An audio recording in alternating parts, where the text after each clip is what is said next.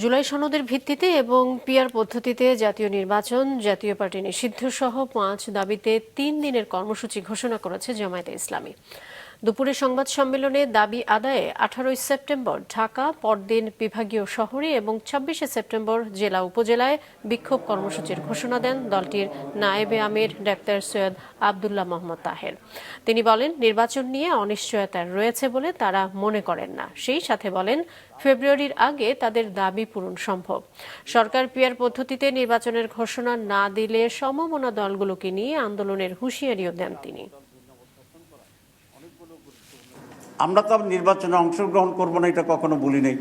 আমরা বলছি এই দাবিগুলো যেগুলোর ব্যাপারে আমরা ঐকমত্য পোষণ করেছি, সেই দাবিগুলো আইনগত ভিত্তির মাধ্যমে নির্বাচনের আগেই বাস্তবায়নযোগ্য করতে হবে। এটা হচ্ছে আমাদের দাবি। আমরা আশা করি এই দাবি পূরণ হবে এবং সকলেই মিলে এই ফেব্রুয়ারিতে আমরা একটা ভালো নির্বাচন করতে পারব।